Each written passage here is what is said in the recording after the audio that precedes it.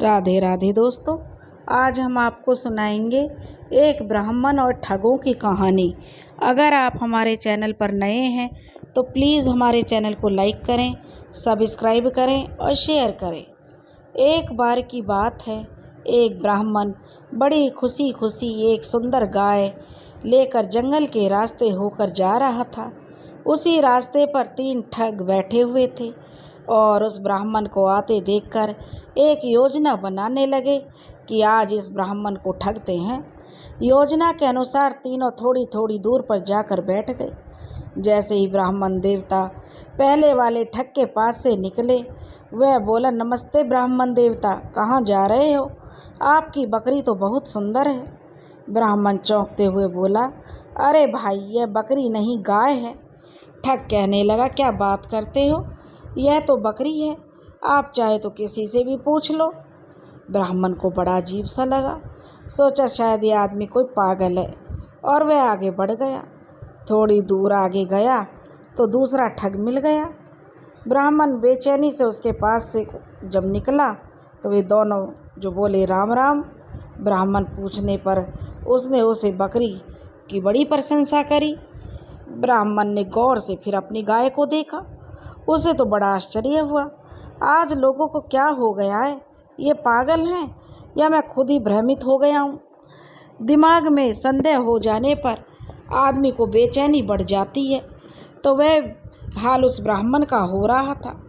बेमन से वह अब और आगे बढ़ने लगा और चलते चलते वह थोड़ी दूर पहुँच गया, जहाँ पर तीसरा ठग रास्ते में उसे मिला। उसने भी ब्राह्मण को प्रणाम किया और उसकी बकरी की बड़ी तारीफ की। अरे ब्राह्मण देवता, बड़ी सुंदर बकरी लेकर जा रहे हो, कहाँ से खरीदी है? ब्राह्मण देवता मुस्कुराते हुए बोले। अब तो ब्राह्मण का धैर्य जो जवाब दे चुका था। उसने बताया कि पड़ोस के गांव से उसने जमींदार के घर बहुत बड़ी पूजा करवाई थी। उन्हें उपहार स्वरूप ये बकरी उसे गाय कहकर दे दी गई है। बताओ, उसके साथ कितना बड़ा धोखा किया गया है। उसे निराश देखकर वो ठग बोला, अरे तो यह बकरी भी अच्छी है, इसका दूध पीना अब आप।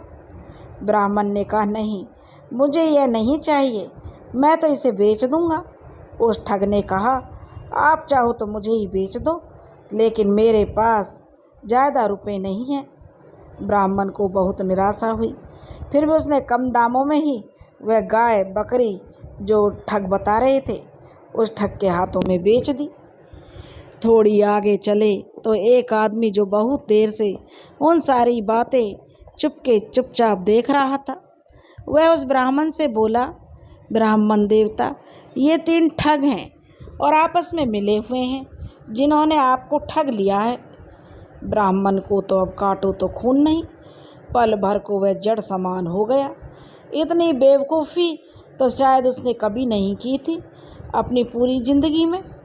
थोड़ी देर वह चिंतित हो गया और कुछ योजना मन ही मन बना के तेज़ी से चलता हुआ उन तीनों ठगों के पास पहुंच गया। अरे भैया, उन ठगों से ब्राह्मण कहने लगा, आपको एक बात बताना तो मैं भूल गया। वह बोला तो कुछ क्षण को उसे इस तरह सामने देखकर तीनों ठग सक पका गए जैसे उनकी चोरी पकड़ी गई हो। पर फिर भी वह सामान्य होते बोले, कहिए ब्राह्मण देवता, आप क्या कहना चाहते हैं?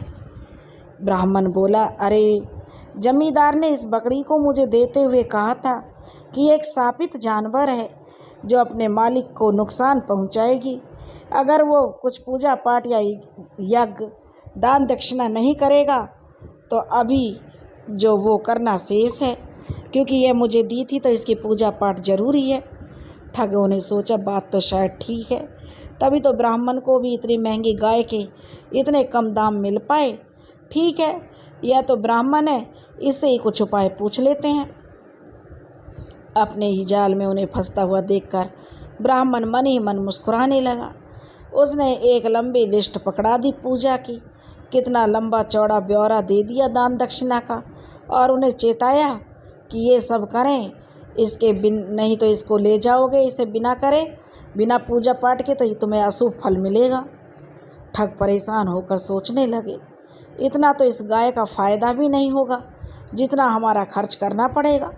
उन्होंने उस ब्राह्मण से विनती की, कृपया आप इसको हमसे वापस खरीद लें। अब बारी ब्राह्मण की थी मोल भाव करने की। बड़ी मुश्किल से उस दाम के आधे दाम पर वह उसे खरीदने को तैयार हुआ। ठगों ने अब चैन की सांस ली। इतनी बड़ी मुसीबत से आखिर छूट ही गए। दूसरी तरफ ब्राह्मण भी मन ही मन मुस्कुरा रहा था। बड़े धूर्त बने फिर रहे थे, पर विद्वानता के आगे किसी की धूर्तता नहीं चलती। ज्ञान की दौलत से जो संपन्न होता है उसी के लिए किसी और की दौलत की ज़रूरत नहीं होती। वो उससे कुछ हासिल नहीं कर सकता। ठग जो बेचारे अपने ही जाल में फंस गए और ब्राह्मण उनके आधे पैसे और गाय को लेकर चलता बना।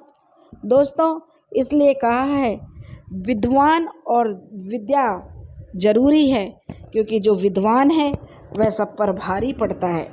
इसलिए दोस्तों, बुद्धि होगी तो सब काम हो जाएंगे। अगर आपको हमारी कहानी पसंद आई हो तो प्लीज़ हमारी कहानी को लाइक करें, सब्सक्राइब करें और शेयर करें। राधे राधे।